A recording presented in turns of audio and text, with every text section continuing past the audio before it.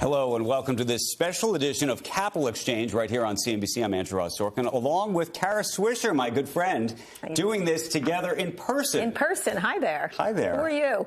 It's nice to see you. Nice to see you. And we're hosting this live stream together. CNBC and the New York Times is Sway. Kara's, of course, twice weekly podcast. And we've got so much to talk about because we have a huge news-making interview right here from Washington, as we mentioned, in person. All about the world of mergers and where things are headed in terms of regulating technology and big companies. We are here today with arguably one of the most influential and important regulators in America, Lina, the chair of the Federal Trade Commission. It's her first on-camera interview since taking the job. And so much is on her agenda right now, how to modernize the rules of the road for mergers and acquisitions. A very tall task after a record-setting year of deals, plus taking on big tech, the agency's ongoing battle with Facebook and the looming fight over the metaverse, Section 230, and so much more. And then later we're going to dive into how the FTC and the Department of Justice want to redefine and rewrite what constitutes antitrust. And we're going to get to all of that, including some voices of her critics. We want to welcome Chair Khan for being here. So thank you. Thank you so much. Thank you both. Great We're to be here. thrilled to be with you. We've been wanting to. There's a million questions we have for you. But here's where we want to start, which is that this conversation is going to focus on your agency and the Department of Justice starting to rewrite this process of guidelines for mergers. And as we just mentioned, last year was such a big one for deals, nearly $6 trillion for the first time ever.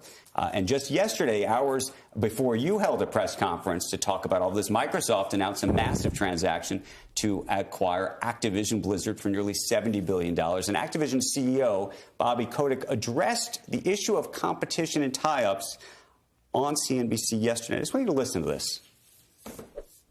One of the motivations that we had for a partnership with Microsoft is the recognition of it's a big market, but there's enormous amount of competition, whether it's Tencent, who has resources that are extraordinary and a global footprint, or Sony, or Facebook, or Amazon, or Apple, or Google, or Netflix, or Disney.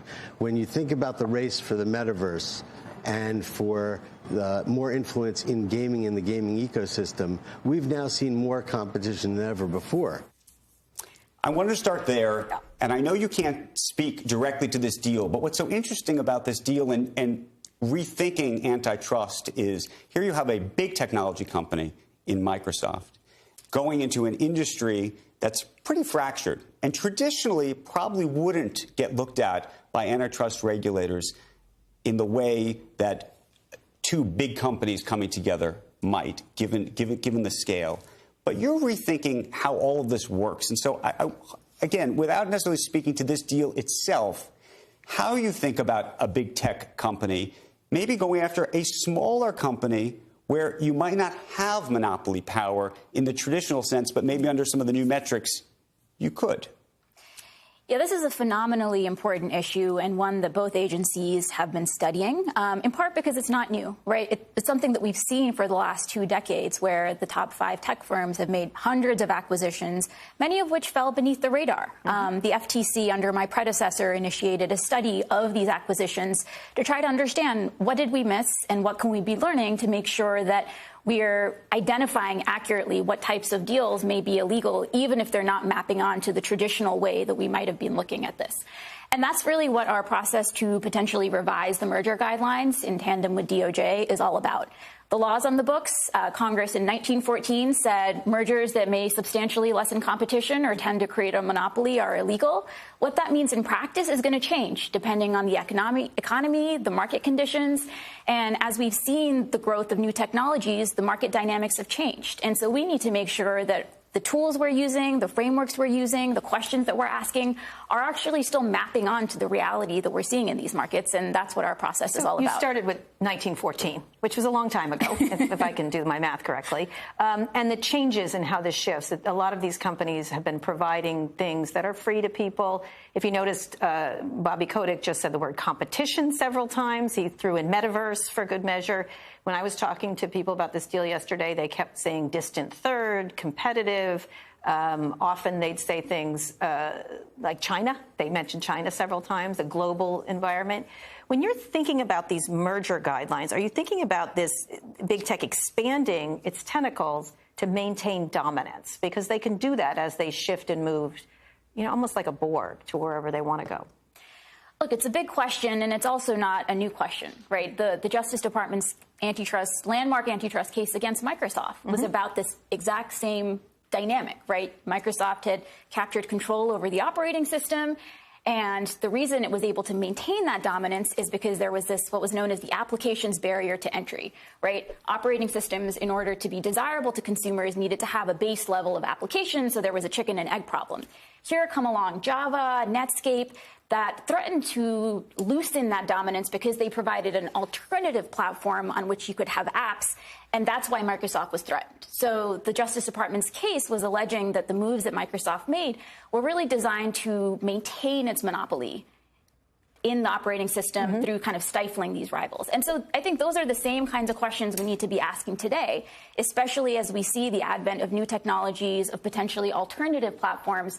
I think whenever you see potential moments of transition, that's when enforcers need to be especially vigilant, because that's when incumbents often panic and realize that to stay relevant, to stay dominant, you know, they may have to engage in tactics that ultimately end up being illegal.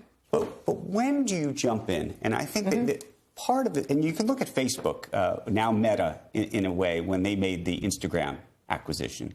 Now, they clearly were big in one space, didn't necessarily have a foothold in this other space. There were some people who thought that was going to be a failure of a merger in the end. And yet, obviously, today, you look back with hindsight, and they had great success, arguably in certain cases, maybe too much success. And so the question is, when is the regulator supposed to say, this could work, and if it works, it's actually worked too well? It's an interesting question, and I think, you know, for enforcers, the real question is this a deal that could lessen competition? And in hindsight, but don't all deals to some degree, are going to lessen competition. Substantially lessen competition or tend to create a monopoly. And there's also indication that Congress wanted enforcers not just to act when, you know, the third and fourth companies are merging, or the first and second, but actually in the incipiency. When you see trends towards concentration, that those can also be important moments for enforcers to jump in. The FTC has a lawsuit currently against Facebook, in part alleging that the Instagram and WhatsApp acquisitions were unlawful, that those also were designed to maintain its monopoly, in part because, as the lawsuit alleges, there was this moment of transition to mobile, right? And Facebook saw that it wasn't up to the task, and it really needed to make this acquisition to survive that transition. In hindsight, I think looking back, looking at the documents, looking at the evidence that was available, now the agency was able to determine that was an illegal transaction. But I think part of this process of revising the merger guidelines, of doing these studies to understand what did we miss, the goal of that is to help us answer precisely that question. So talk about that idea of what you announced yesterday, this what you missed. One of the things you mentioned was the study around, I think they're called killer acquisitions, in terms of getting rid of competition before they became competitive. Instagram could be looked at like that. There's a whole bunch of different things. And then there's copying other people's things, which is a whole nother issue. I call it shoplifting. But when you, or plagiarism, I guess, when you're thinking about how to revise them, talk a little bit about what's different here, because this is kind of a moving target. In the case of Microsoft, there was one company that sat over all the others. This is a half a dozen companies that have advantages in each area, whether it's Apple, whether it's Microsoft, whether it's Google, whether it's Meta. So talk a little bit about how you're thinking about revising the guidelines, because it's a moving target. Yeah, and the project to potentially revise the guidelines is to basically identify what are the blind spots right now. You know, what are the questions that we haven't been asking that we should be asking? Some of those are in the tech context, but others are relating to, you know, what's known as monopsony or labor effects. So this is a holistic project that's going to involve tech, but also, you know, be beyond tech. I think in the context of these digital markets, you know, there are a few key questions. So one is, how do we make sure that we're understanding in instances in which acquisitions are being made with an eye to moat building, right? Many of these firms historically have pursued some of their deal making with an eye to building and establishing and protecting that moat. And so I think that's a key question. Another question is, what is the role of data? We've seen throughout the ways in which data aggregation and access to commercially sensitive data, sometimes of other firms, can also give firms a particular edge and ensure that they survive some of these transitions. And then we're going to continue to look at, network externalities. What are the ways in which firms are using some of what's unique about, digital markets to their advantage? You mentioned the word labor, and it's an interesting word because it's a new metric that your department seems to be looking at, potentially in the context of transactions and just scale and size. And so speak to that, if you can, about what that really means, how you think about labor, and is it the job of the business or industry simply to employ people for the purpose of employing them? It's an interesting, almost philosophical thought. Especially at a moment of low unemployment here. That consolidation affects employment, but this is the first time you're talking about the impact of consolidation on jobs. So over the last decade, there's been a phenomenal set of research that has been trying to understand what is the state of labor markets from a competition perspective. And some of this research has showed that labor markets are significantly concentrated. And it's led to, additional thinking at the policy level of how this should be affecting what antitrust enforcers are doing. So the Justice Department, including in the last administration, started looking at no-poach agreements more closely, instances in which employers may be colluding to suppress wages.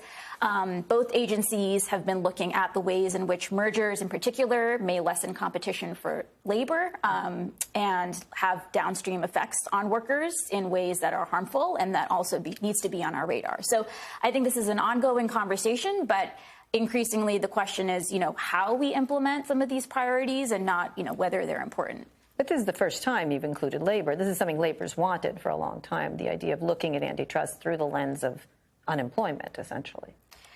Yeah, there's an interesting history here. I mean, there were cases in which, unions were supportive of transactions because they thought they would lead to more downstream benefits. But I think we started to see through retrospective studies instances in which, mergers actually ended up having a harmful effect. And so I think that is what's significantly contributing to this reassessment. Go ahead. I was going to say, it is a philosophical question. And again, goes maybe to this idea of when do you jump in as the regulator? Do you do it with hindsight after the fact? Do you do it beforehand? I want to show you, if I can, and I don't know if we have a graphic of it, the top 10 companies by market cap in 2022. And if you look at that list, it's Apple, Microsoft, Saudi Aramco, Alphabet, Amazon, Tesla, Meta, Taiwan Semiconductor, Berkshire Hathaway, and NVIDIA. But then if you go back just a decade, that list flips around. Now, there are some companies that are still on it, about half. If you go back another decade, the list almost rotates entirely. And so the question is the marketplace doing that itself? Should regulators be jumping in? And when do you do it? I think there's a timing issue in all of this. Yeah, so the key task for antitrust enforcers is to ensure that we have a marketplace where firms can compete on the merits.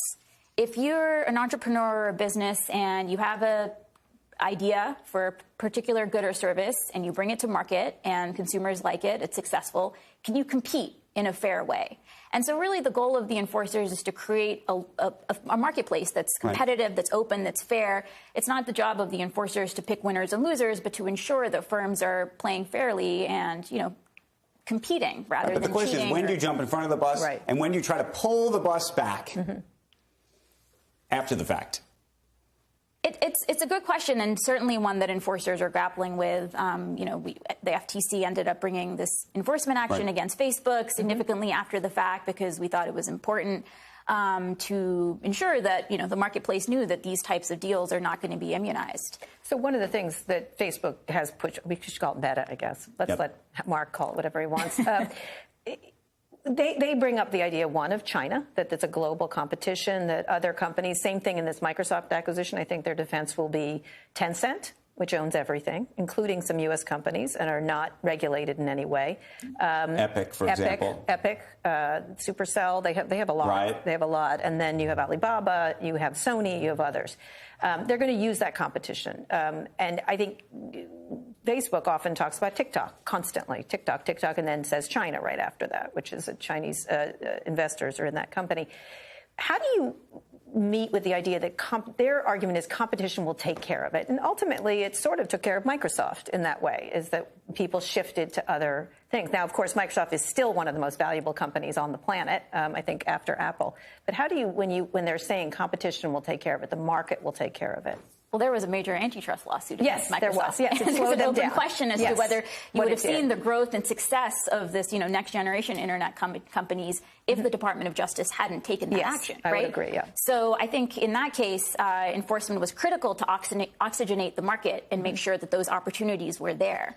I think, the kind of national champion arguments have been made for decades. Yes, they have. It's not something that's new. Definitely a question that the U.S. faced, mid-century, where other countries were doubling down on the national champion model. And at that moment, the U.S. decided to continue to move forward with competition, right? There was a major lawsuit against AT&T. AT&T was broken up. And in hindsight, it was clear that the U.S. model, which focused on competition, ended up being the key way to generate innovation and ensure that we stayed ahead. And so I think historically we've confronted this choice before and, doubled down on robust they're competition. Saying, though, China presents a unique situation where the government is actually pressing them to invest in U.S. companies, pressing them to be here.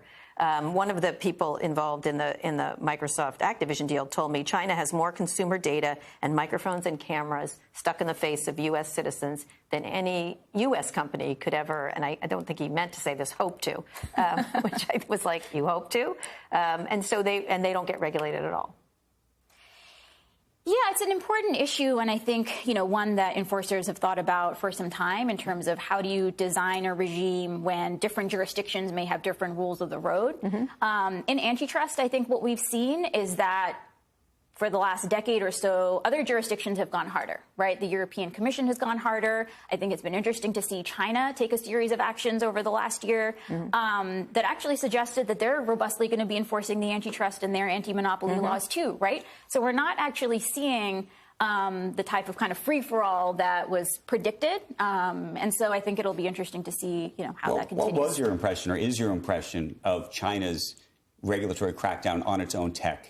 And does it make it harder for American technology companies to go to you and say, look over there, these guys are going to come eat our lunch if we don't have the opportunity to have size and scale? I think it's certainly true that those arguments, lose some of their force, given that we've seen China go in a different direction. In terms of both from a national security perspective and this national champion issue, China doing what it seems to be doing? What do you think is driving that? It's a really interesting question, and we don't know. But I think, there's historically been various moments in which there's been a recognition across jurisdictions that if you allow unfettered monopoly power to concentrate, its power can rival that of the state. Right. And historically, the antitrust laws have a rich tradition and rich history. And a key goal was to ensure that our commercial sphere was characterized by the same types of checks and balances and protections against concentration of economic power that we had set up in our political and governance sphere. And so the desire to kind of check those types of concentrations of power, I think, is deep in the American tradition, and also one that we've seen in certain Do you think they have the power of governments, these companies, at this point? Is that in your worldview as a regulator?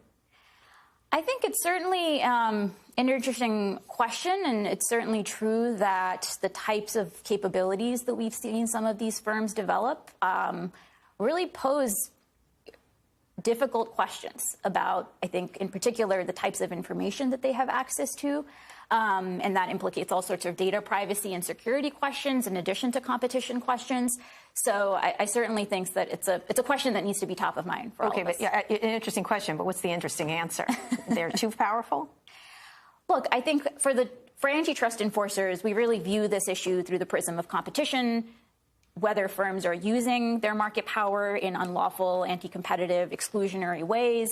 And so that's the way that we get at this. But obviously, there's a much bigger national conversation. Lawmakers are thinking about these issues. And in as much as there are a whole series of legislative bills that are designed to address some of these problems, I think, that'll be the right venue for those discussions. Well, let's move to resources then. A lot of people, this tidal wave of mergers, as you said, both the DOJ and the FTC have pleaded with Congress for more money. There was supposed to be a $500 million boost for each agency. It died in one of the recent bills. There's a bill by Senator Klobuchar and Senator Grassley, a bipartisan bill to increase money the agencies received from merger filings, which just passed the Senate, but the House has yet to act on it. Are you under-resourced compared to these? I think you must be. I think there's about at least 14 PR people just for Andrew and I, so I can't imagine they don't have hundreds on you. We are severely under-resourced. You know, we have around 1,100 folks at the FTC. That headcount is around 2/3 of what it was in around the 1980s. And our resources have stayed, you know, more or less stable. In real terms, they've actually declined at various points over the last decade. And so when you have, like we did over the last year, a doubling in terms of deal volume, right? Our resources stayed the same. So we have the same number of people responsible for investigating these transactions. The number of transactions has dramatically increased. That creates significant strain. And we have to make very difficult choices about which billion-dollar deals we're going to, you know, ensure we're closely investigating. But they're very real trade-offs in terms of what that work is going to come at the expense of. Can you speak to those trade-offs? Meaning, there's a lot of business leaders who are watching you and listening to your words right now. When you sit in the room and have to decide which, you know, we're going to go after this company, but actually we really can't go after this company. We want to do this because maybe there's going to be a deterrent effect, and that'll have a greater impact on creating the marketplace that you want. And maybe from an efficiency perspective, given the resources you have to think about it. I don't know, but yeah, take us inside that room if you could. It's a very difficult question and one that definitely weighs on me. I think you mentioned deterrence. I think deterrence here is key. I think what we've seen over the last few decades is that there have been, you know, mergers that have made it out of the boardroom that have seemed to be facially anti-competitive, facially illegal. And I think what this suggests is that firms have not been deterred because the consequences of proposing those deals have not been significant. Many of them have flown under the radar. Enforcers, you know, were not able to take action. And even when they did take action, you know, you spend some money, you fight the case in court, but the kind of deterrence that we need to see in order to change the game, we're not seeing. So I think it's certainly true that that's something we think about. We also think about, you know, what are instances, and this is true in the merger context, but across our enforcement work, what are instances in which certain types of actions can have a market-wide impact? If we, you know, are able to obtain a particular settlement or consent decree or get a good outcome in court, what are instances in which that could really change the dynamic in the entire market rather than just, you know, here or there? Another thing that we think about is what are instances in which certain types of unlawful business practices have an upstream source? So certain types of intermediaries or companies that may be facilitating bad practices going upstream and really try to nip it at the source can also be one way we try to, you know, channel our resources in ways that can be more efficient. So when you feel constrained, I'm thinking of the Facebook settlement, the consent decree that then they violated, and then they had a fine for them. It was $5 billion. I think I called it a parking ticket. They don't care. And I was like, add a zero to it, and perhaps it'll get interesting. It feels like there's a reticence on the behalf of regulators, or is it just we can't beat them? Like it feels like a movie. Like they've got too many lawyers. They're arrayed against us, too many PR people, too many lobbyists.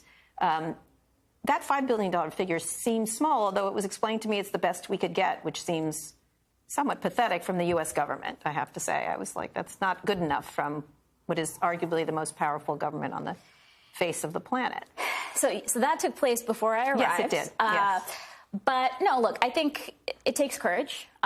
These are enormously well-resourced companies. They are not shy about deploying those resources.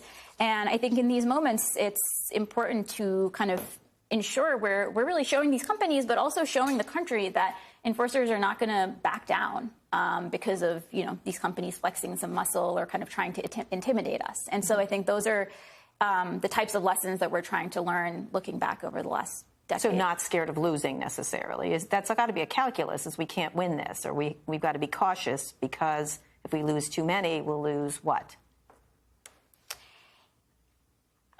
It's a hard assessment to make, but I think it's certainly true that deciding when moving forward and taking action is still worth it, even if it's not a slam dunk case, even if there's a risk you might lose.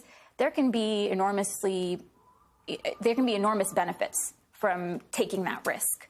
You might win, right? You lose all the shots you don't take. But I think what we can see is that inaction after inaction after inaction can have severe costs. And that's what we're really trying to reverse. So go ahead. I was going to say, do you need help, though, from Congress? That's what I really wanted to understand in terms of, you can go to court on one side and see what the courts do, or potentially you can have the laws rewritten.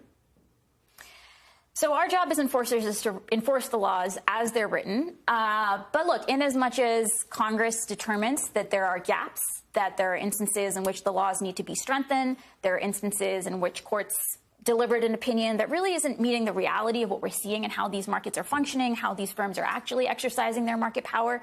I think that's certainly within Congress's purview and strengthening the laws in that way. But do you want them to? Are you spending time with Congress right now on those issues? So, lawmakers will ask the antitrust agencies for technical assistance, for guidance, and so those processes take place. Look, I think it's no secret that it's become much more difficult to bring some of the big antitrust cases over the last few decades. And so I think in as much as Congress wants to change that, to make it easier for enforcers to act quickly, to act in a timely way, to kind of be able to pursue some of the worst violations that we're seeing without having to face the potential of losing significantly. I think that's definitely something that would help. What is the most important thing you need besides more money and more staff from Congress? What would be the bill that would be? There's all kinds of bills in non-discrimination. There's about half a dozen different bills, privacy bills, non-discrimination bills, et cetera. So I can't overstate just how important the money and resources component of that is. Beyond that, look, I think there are a whole set of ways in which court decisions have made it tougher for agencies to, act in a swift way. And so I think the set of changes that are being considered is really encouraging. I think it's especially great to see how there's so much bipartisan interest and concern. And I think that really speaks to the degree to which there's a growing recognition that there's just a deep problem. And then when you think about where it's going, one of the things that's important to imagine is what case you decide. Now, you just won won a forward motion in the Meta case. The judge had said, go back and do better homework. I think that's what it essentially said. How do you feel? What does that do to this case right now? I know you can't talk specifically, but there's been a lot of, the judge has ruled. How do you look at that happening for the FTC, that it's allowed to move forward?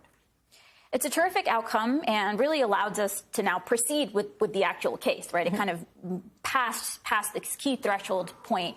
And our staff brought, a terrific complaint, really buffed it up. And the judge actually said in his opinion, the FTC did its homework, right? So it's an important step forward. And there were really some there was an important discussion in that opinion also around the ways in which the courts can understand non-price harms. So the fact that certain types of quality degradation, certain types of harms to privacy, that those could be recognized as harms, even if you're not seeing an increase in the dollar price that people are paying. How do you weigh those harms?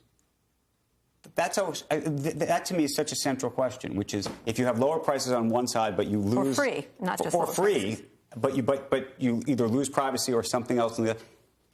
Who's to balance that? Is that for regulators to balance? Is that for the public to balance? Is that for the marketplace to balance? So the antitrust laws and the case law say that if there's harm to competition from a transaction, it's unlawful. The courts expressly say that we don't want to place the antitrust agencies in the position of having to do this balancing across these different markets, of kind of weighing, well, there are harm to these entities, but benefits to these entities. And so that's been the traditional approach. But these are exactly some of the types of questions that we are undertaking as part of our potential revision of the merger guidelines, asking people, how should we be thinking about indices of market power? How should we be measuring some of these potential quality degradations?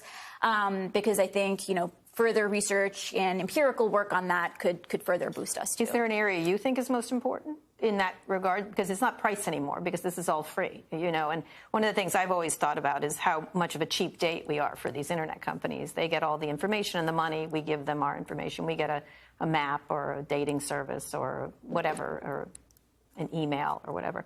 What do you think is most degrading. Is that a word? I don't even know. What do you think is the biggest problem when you have this system where you get everything for free? The public likes these services. They've never depended on them more during the pandemic, so they're necessary and useful. What do you think is the most important thing to look at when you're looking at all the various harms that could come to consumers? Yeah, it's a good question, and certainly one thing that we're especially interested in this revision period is how can we muscle up our ability to show that companies have market power, monopoly power, even when they're not charging prices, right? Right now, oftentimes enforcers have to jump through these hoops to define a particular market, engage in this deep, market definition exercise in order to be able to show, well, these are the price type metrics that are leading us to say this.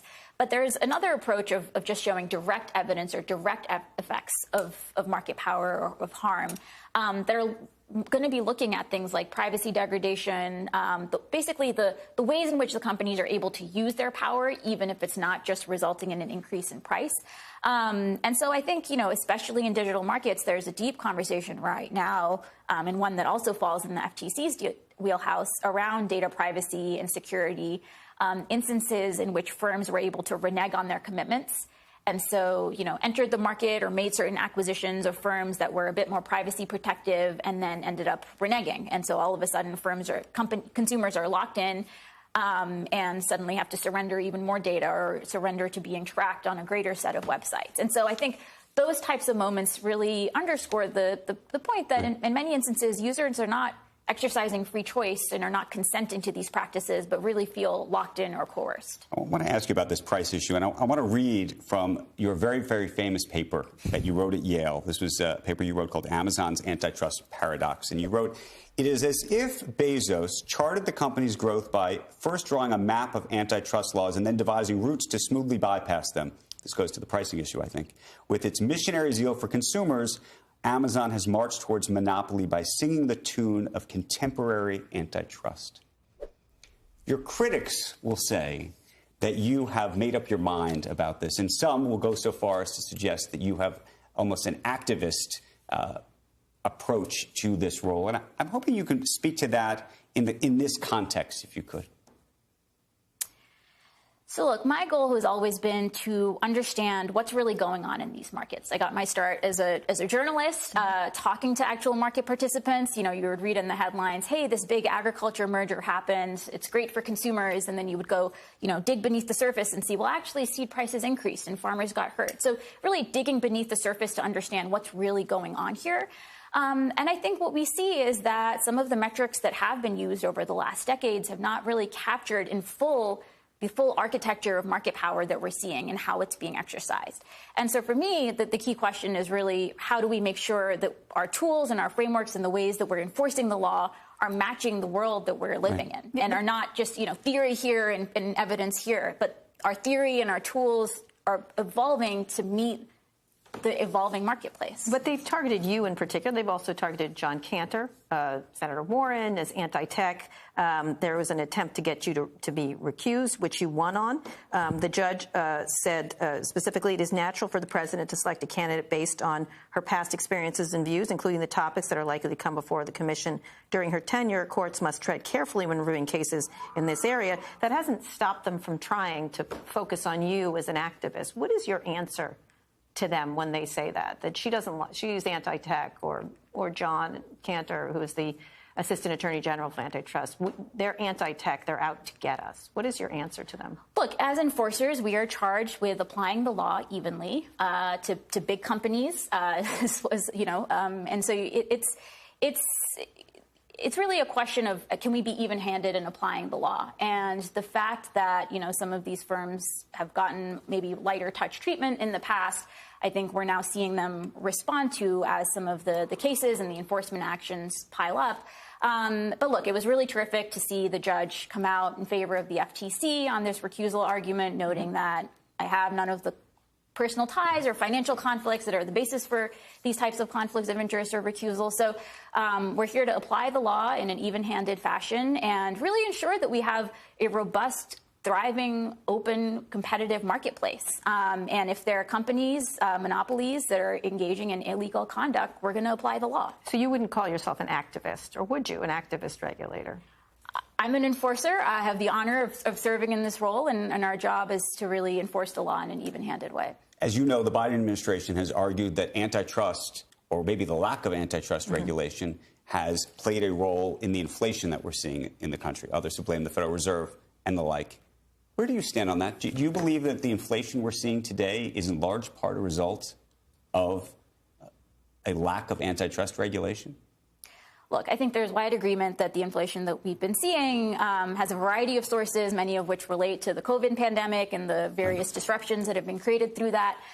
On this question of, the role of market power, I think there are a couple of instances in which we can imagine market power could play a contributing role, right?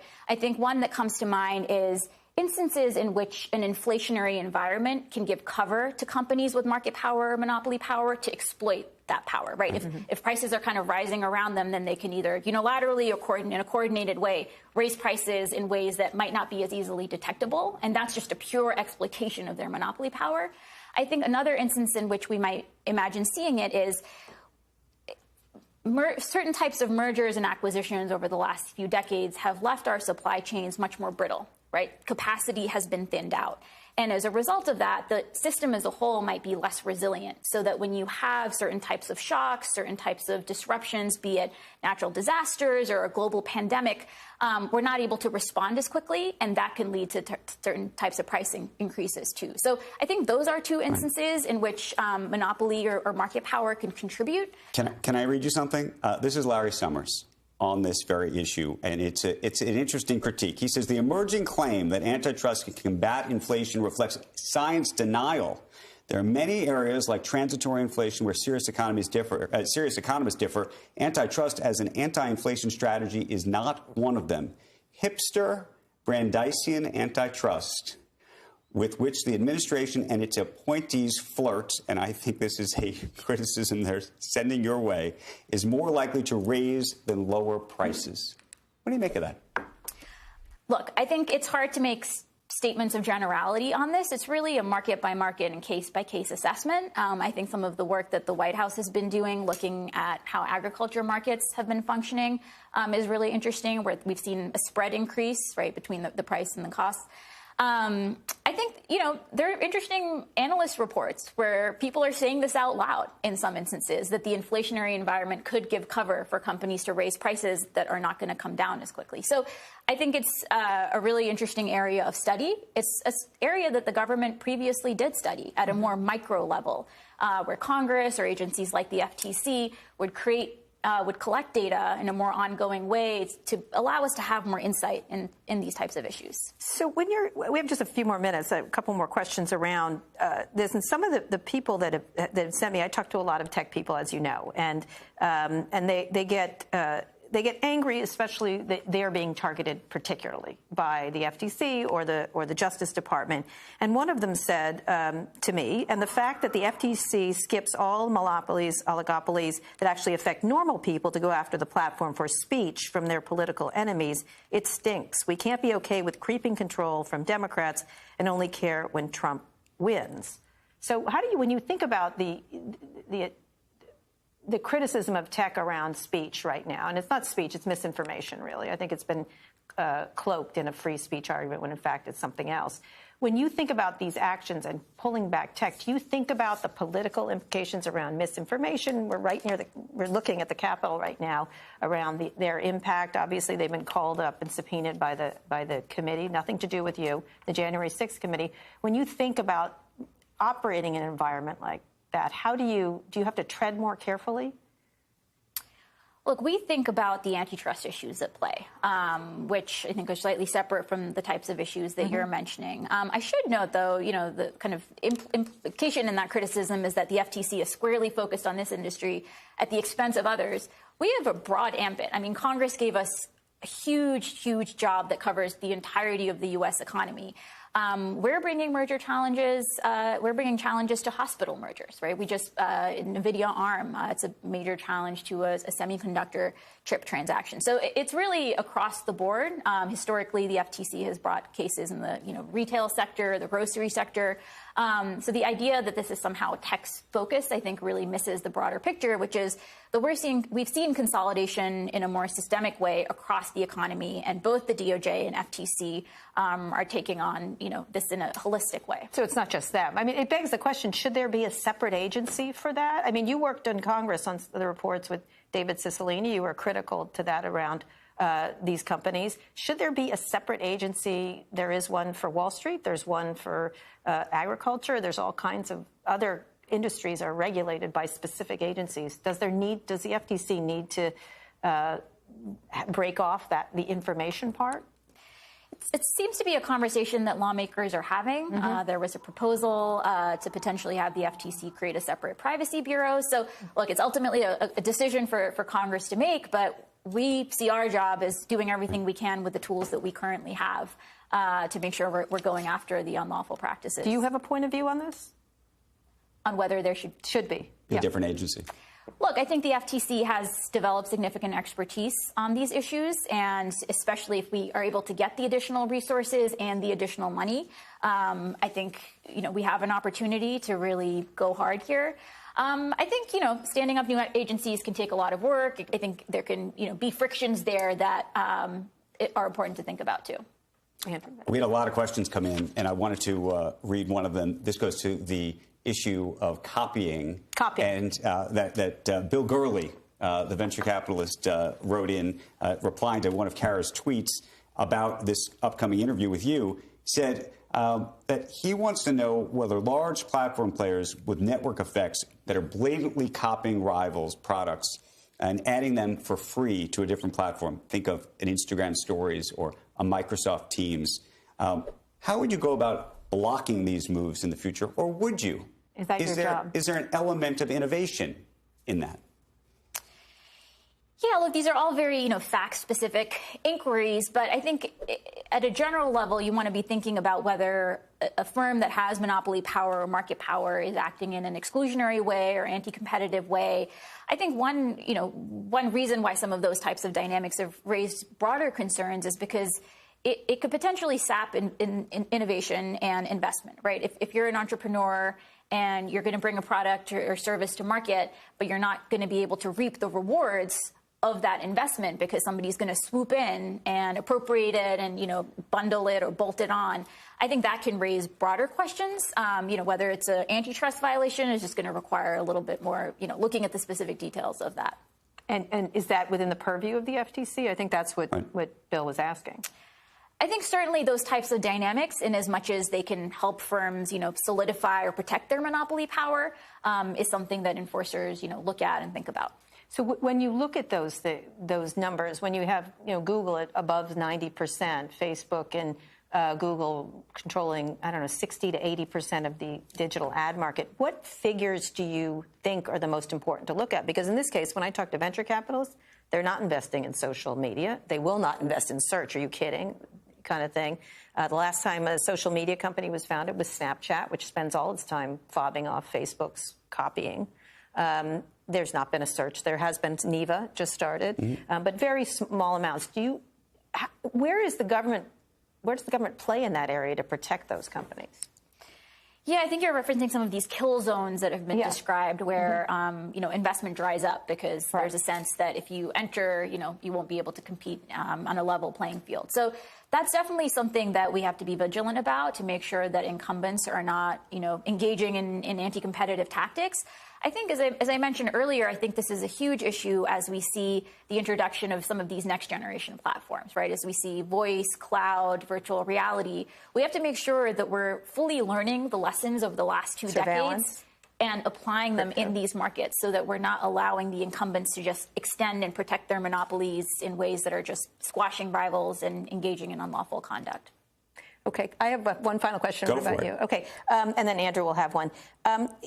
I'm curious about the role of public opinion in how you think about this. Obviously, you're an interesting regulator, I think, compared to most regulators.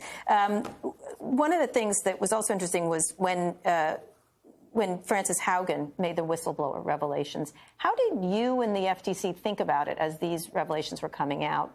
Does that matter at all to you, or does its public opinion matter to you? As it definitely shifted questions about Facebook and Meta's role, and the same thing with other tech companies. People are worried about public opinion. Polls are showing that as much as we use them, they're wary of them.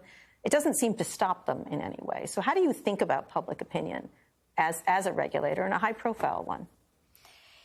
Yeah, I mean, I think in as much as there's, data showing that people are using some of these services, but not necessarily out of choice or are doing so, because they feel like they have to. I think that's always relevant to us as we try to understand what's really going on here and whether, the type of notice and consent regime that has governed how we think about, say, privacy is really still adequate. We at the FTC have been doing a lot to try to ensure that we are actually hearing directly from the public. So we started doing these monthly open meetings. First time. Where people can come and do come and share what they're seeing, if there are particular problems in the market that they think need to be on our radar. We want to be able to hear directly from people. I think in D.C. it's kind of easy to kind of get disconnected from the problems that people are facing in their day-to-day lives. And so being able to have that direct channel is important. Do you have a direct channel to tech CEOs? Do you talk to them or not? That's a no. If as part of our enforcement work, if that comes up, that might be something that happens. But we really try to make sure we're going through regular channels to talk to them. Andrew, I just wanted to ask you about marketplaces, because it feels like marketplaces in the digital realm and in the physical realm are increasing in all different kinds of ways. And you're having companies like the Amazons of the world that have used their marketplace to produce their own products, but also to sell other people's products. And I think we're going to see this. Apple, and Apple. And I think we're going to see this in a major way when it comes to the digital metaverse, if you believe the metaverse is upon us, to bring this all back to the beginning of where we started. And how you think what the rules of the road should really be. Should you either be a marketplace, and that is the business, or should you be able to produce, effectively, games, TV shows, apps, or other things within and control your marketplace? I think it's a phenomenally important question, and one that lawmakers are grappling with across the world. And historically, there have been sectors where Congress set those rules, right? There's this long-standing separation between banking or commerce, where lawmakers recognize that because banks are playing such a critical role in providing credit to the whole economy, we don't want them to compete directly with the merchants that are going to be depending on them. And so figuring out whether those types of conflicts of interest or other types of problematic dynamics could emerge, or ones that we want to clearly prevent in these markets, I think is going to be really important to think about. I do have one last question. You only have a few years, right? This is year one into the Biden administration. There could be a change of power at the midterm elections. How do you look at your time frame here and to get something done? You still don't have, I don't think he's been approved, the fifth member, right? The commissioner. You don't have a lot of time, correct? How do you look at the pressure that you're under? With a fierce sense of urgency. Okay. Yeah, I mean, I think, look, that's absolutely true. And, with some of these enforcement actions in particular, it can take a long time to put together the investigation. Even once you then file the complaint, it takes a while to work its way through court. So I think that really just adds a lot of pressure for us to be acting quickly every day to do what we can to drive things forward. I have heard them say they're going to wait you out. Do you think they can do that? We're going to do everything we can to enforce the law in an even-handed way. And look, I think for us, it's a big moment. I think there's an opportunity here to really change and learn from the mistakes of the past. And that's what we're going to try to do. We're going to leave the conversation there. We want to thank you for having this conversation with both of us and with our viewers and with our listeners on the Sway podcast. I'm Andrew Ross Sorkin. I want to thank you again, Chair Khan. I want to thank my friend, Kara Swisher. Thank you. And I want to thank all of you for joining this very special Capital Exchange live stream. And be sure to check out Kara's New York Times podcast for a deeper dive into today's conversation. I'll be on CNBC's Tech Check in the next hour. And as always, I'll see you on Squawk Box bright and early tomorrow morning.